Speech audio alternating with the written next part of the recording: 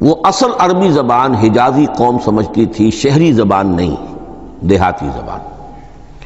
یعنی کہ شہروں میں دوسرے ملکوں کے لوگ آتے جاتے رہتے تھے، خاص طور پر مکہ مکرمہ جو ہے وہ تو چونکہ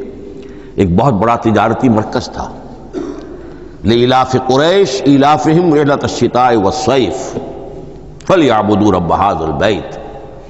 ان کے قافلے جاتے تھے، آتے تھے، دوسرے تاجر بھی آتے تھے، تو ظاہر بات ہے کہ شہروں کے اندر تو پھر زبان جو ہے وہ مکسڈ ہو جاتی ہے،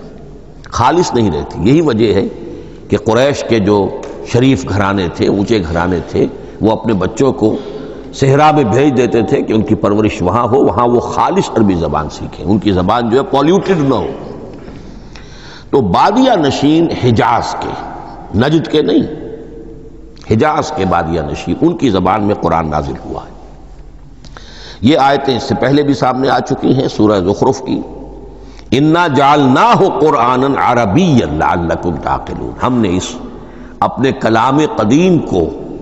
عربی زبان کا جامہ پہنایا ہے۔ اِنَّا أَنزَلْنَاهُ قُرْآنًا عَرَبِيًّا، یہ سورہ یوسف کی آیات، ہم نے اتارا ہے اسے قرآن عربی بنا کر، قرآنًا عربیًا لعلکم تعقلون۔ سورہ زمر میں قرآنًا عربیًا غیر ذی عوج،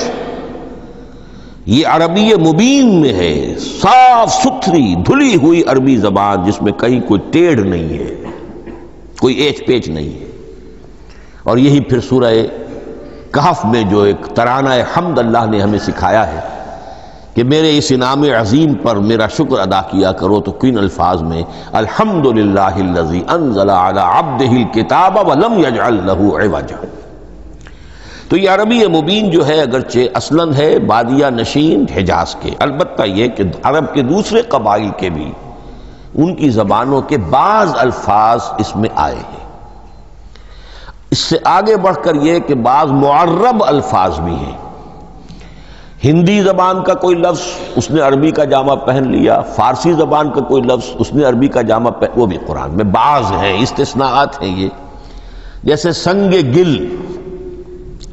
یہ فارسی زبان کا لفظ ہے، سنگ گل، وہ سجیل بن کر قرآن مجید میں آ گیا ہے۔ حجارۃ من سجیل، یہ جو الم تر کیف فعل ربک باصحاب الفیل سورہ فیل میں ہے، سنگ گل کا سجیل بنا۔ اس طرح کے کچھ اور الفاظ بھی ہیں، لیکن یہ سمجھیے کہ ایکسیپشنز پروو دی رول، یہ استثناءات ہیں، قاعدہ اپنی جگہ پر قائم رہے گا کہ یہ حجاز کے بدوؤں بادیہ نشینوں کی جو زبان تھی اس میں قرآن نازل ہوا ہے۔ اس قرآن کے بارے میں، اس کی زبان کے بارے میں جو چند پہلو سامنے رہنے چاہیے، فصاحت اور بلاغت کی معراج، یہ میں بعد میں قرآن کے وجوہ اعجاز پر جب بحث کروں گا کہ یہ کس کس اعتبار سے معجزہ ہے، تو وہاں زیادہ تفصیل سے یہ بات آئے گی کہ عربی زبان کی فصاحت اور بلاغت کی معراج ہے۔ آپ کو معلوم ہے کہ آج بھی دنیا میں یہودی بھی ہیں جن کی مادری زبان عربی ہے، عیسائی بے شمار ہیں جن کی مادری زبان عربی ہے، ان کے ہاں بھی عربی ادب کی چوٹی کی کتاب جو پڑھائی جاتی ہے وہ قرآن ہے۔